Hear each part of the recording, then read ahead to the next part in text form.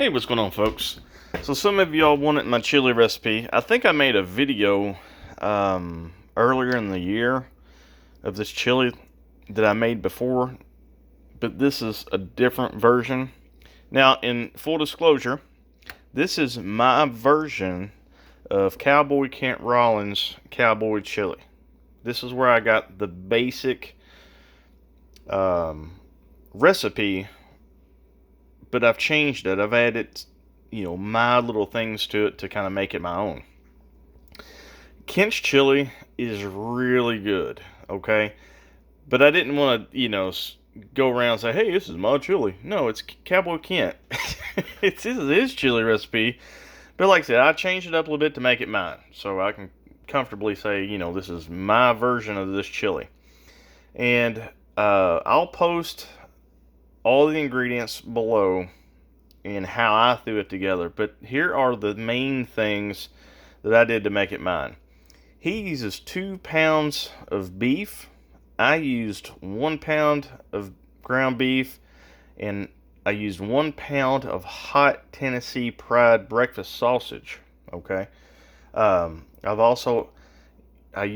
He's got the Kent Rollins, like some type of chili pepper relish or some type of his own brand of, I think it's a chipotle pepper relish that he makes, but I use something different.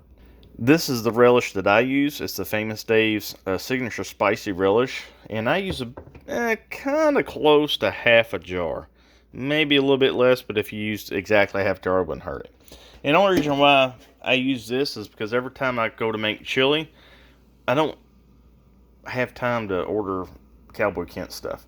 So sorry Cowboy Kent. I just never have ordered the relish, but I'm going to. I will. I promise. Because I know everything you do and everything you make is really good.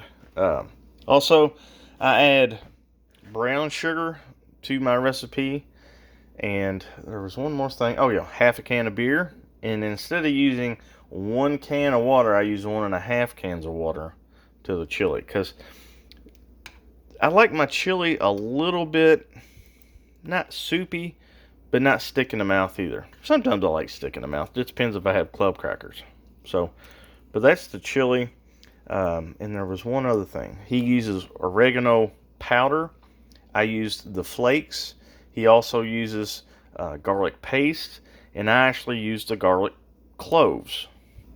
Now here are the cloves that I use. I use about 3 of these, depending on the size, and I'll just do a rough chop, and then I'll mash them on like a bottom of a spoon, and just to get the good garlic flavor out. Also, when I cut my vegetables, I like my vegetables to have heft to them. I like to be able to see the ingredients. Also he uses 1 can of kidney beans, and I add black beans with the kidney bean. Like 1 can of kidney and 1 can of black. So that's how I make mine.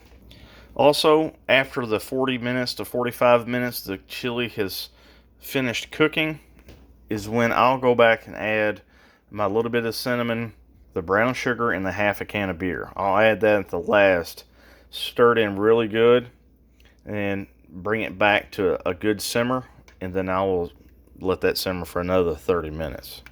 And that's how I make my version of Cowboy Kent Rollins Cowboy Chili. Oh, one more thing. I add red pepper flakes. And I guess it's probably maybe